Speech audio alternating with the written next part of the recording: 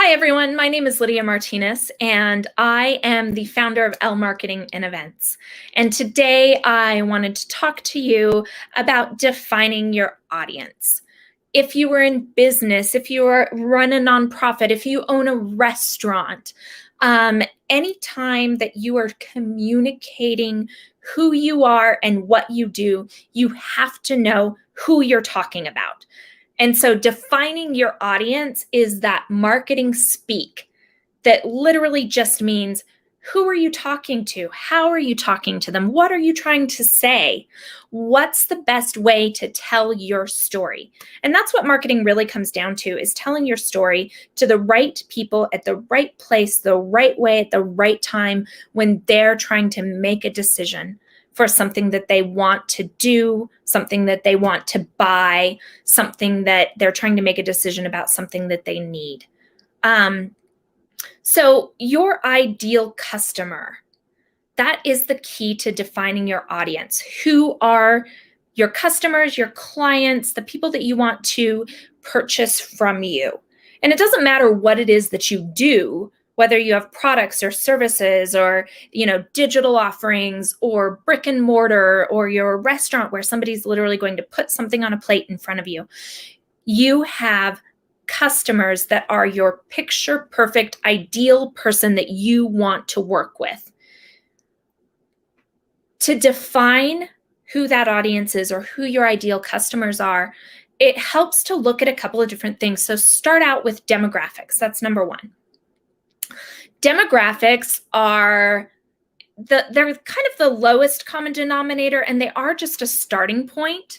I don't recommend that you rely strictly on demographics, but as a starting point, it's a great place to get going.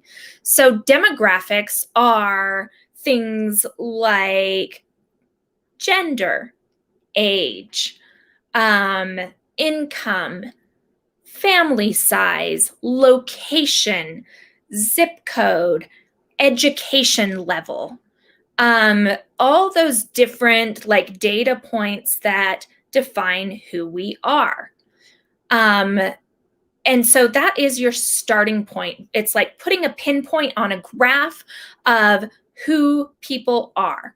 But then you want to go one layer deeper beyond demographics into something we call psychographics. Psychographics are more not just who people are on paper, but how they think, what they value, what's important to them. So, for example, my demographics for my clients at L Marketing are women business owners between the ages of 35 to 50 years old. They are established and have been in business for anywhere from 2 to 5 years. And that's the demographic. But the psychographic is that these women business owners are looking to grow their business or expand their footprint. They're looking for full service marketing support because they're so busy running their business, they don't have time to do it themselves. But they need someone to come in who will take the time to understand their business. And so you can see how the way that they think becomes more and more important to how I communicate to them. It's not just their age and how long they've been in business and what their revenue level is and things like that. That's demographics, but the psychographics are how people think.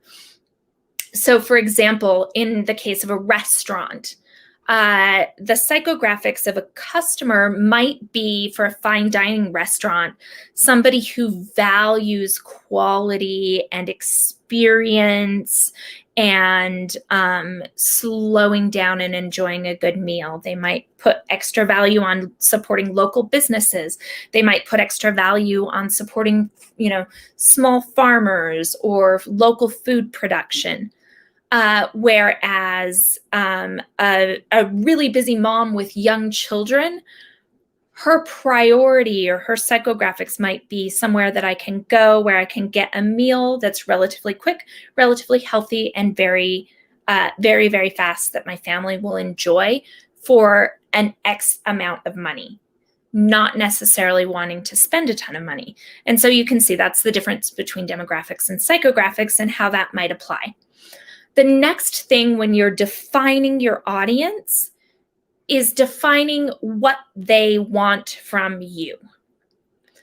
What is it that they want? What is it that they're looking for? A lot of clients that come to us for the first time will say things like, I'm so tired of doing my social media, I don't even want to do it. That is what they want. It's a pain point. So that's another way of saying it, what they want. It's something that is painful to them day in and day out. So think about a pain point as, if you stub your toe and it hurts for a second, but then it's kind of a flash in the pan, where you hop around on one foot for a second and then it stops hurting and you kind of carry on. That's not a pain point. It's temporary and it can be solved. It goes away on its own. It's not a big deal in the eternal scheme of things. But if you say break your toe and it hurts for a long time and the swelling doesn't go down, you're going to go see a doctor to help resolve that pain point. You're going to acknowledge, I need a professional, I need help. This is not going away on its own, so I have to find a solution because it hurts. Pain points are the exact same when people are making a decision to buy. There's something that is annoying, painful, stressful enough that people are going to make a decision. And that's one way that people make a decision to actually make a purchase. But the other way is that they might pull back and decide that they want something based on a positive emotion. Oh, I would really like this because I want to feel this. I really want that ice cream because ice cream brings me a lot of joy. Eating something that's delicious brightens my day. It's a great reward.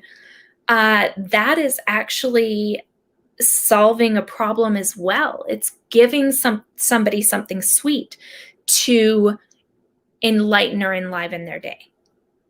And so there's pain points and then there's positive triggers as well when you're defining your audience. What do they respond to? Do they respond to messaging like that is addressing the pain point? Hey, are you like this? You're super stressed. You don't have time to do your social media. Every day that you have to post feels like a chore. You can't come up with content anymore, and you have no idea what to do. You're so sick of managing it. Negative pain point. Or imagine being able to hand your social media over to someone who will run it day in and day out like they're you. As a matter of fact, they'll do it better than you. Imagine gaining 2 to 5 hours a week of your time back to spend however you would like because your marketing is taken off the plate. Positive push messaging versus negative pain point messaging. So think about your audience and what they'll respond to, what they'll listen to, what will impact them and help them make that decision to purchase from you. The other thing that I wanted to talk about, again, in the how to message when you're defining your audience, the thing that I like to do is actually to picture in my mind a specific person that I'm talking to that fits my all those things that make up my ideal client, the demographics, the psychographics. As a matter of fact, I will even name that person and put descriptions of them out there. We call this creating a customer avatar, where you're literally envisioning a full-fleshed human person that then you can tailor your message to. This customer avatar, so for example, one of mine is named Jane, and Jane is, she is 38 years old. She's been in business for 5 years. She has a couple of kids. She also has a really busy business. She has a couple of employees, but she's expanding quickly.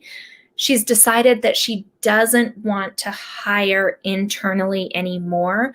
Her forte is not managing people. Her forte is running her business and being the creative director of it. And so she wants to be able to offload some of those marketing tasks without onboarding an entire internal marketing team.